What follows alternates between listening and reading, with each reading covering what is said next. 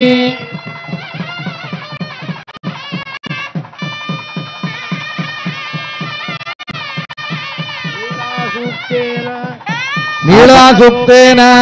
भगवते श्रीभद्राद्रिरामाय सुवर्णाभरणान् समर्पयेतु। రామదాసు గారు చేయించినటువంటి వాటిలో ప్రత్యేకమైనటువంటి ఆభరణము మనకి పత్సల పతకము. స్వామివారు నా విష్ణు పృథ్వీపతి అన్నట్లుగా బుధుడికి సంబంధించినటువంటి మనకి వజ్రం రత్నం ఏదయ్యా అంటే ఈ పత్సల. కాబట్టి రాజు కాబోయేటువంటి రామచంద్రమూర్తికి దాన్ని సమర్పించబోతూ ఉన్నారు.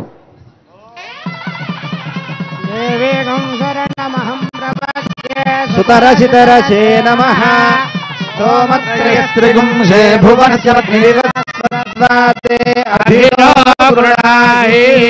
श्रुतपते सवितराधिपत्यैः पयस्वतीर्तिराजानो अस्तु भुवादिशां विष्णुपत्न्यघोरास्येषान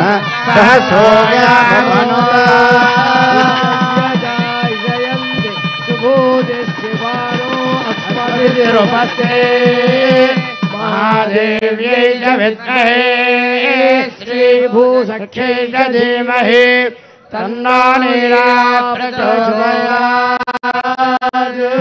ఆ తర్వాత చింతాగోవిందుడిది రామదాసు గారిని జైలు నుంచి విడిపించడానికై రామచంద్రమూర్తి తానిషా గారికి ఇచ్చినటువంటి బంగారు నాణెములలో ఒకటైనటువంటి రామమాడాది. ఆ గొలుసులో ఉండేటువంటి ఆ పథకంలో ఒకవైపు రామ పట్టాభిషేకం గుర్తు, ఇంకొక వైపు ఆంజనేయ స్వామి వారు వేంచేసి ఉంటారు. దాన్ని లక్ష్మణస్వామి వారికి పట్టాభిషేక సందర్భంగా అలంకరిస్తూ ఉన్నారు. ఓం శ్రీ భద్రాద్రిరామాయ నమః సువర్ణాభరణాన్ సమర్పయామి. ఆ తరువాత సమర్పించబడేటువంటిది శ్యామరాలు. రాజుకి రాజసిద్ధిని సువర్ణోసీతి మంత్రేణ భగవతే శ్రీ ఓంకార రామాయ చామరద్వయం సమర్పయేత్. చామరం శ్రీకరం దివ్యం రాజ్యశోభాకరం పరమని చెప్పినట్లుగా ఈ చామరం శ్రీకరమైనటువంటిది, దివ్యమైనటువంటిది, రాజుకు శోభను కలిగించేటువంటిది అని మనకి రాజనీతి శాస్త్రం తెలియజేస్తోంది.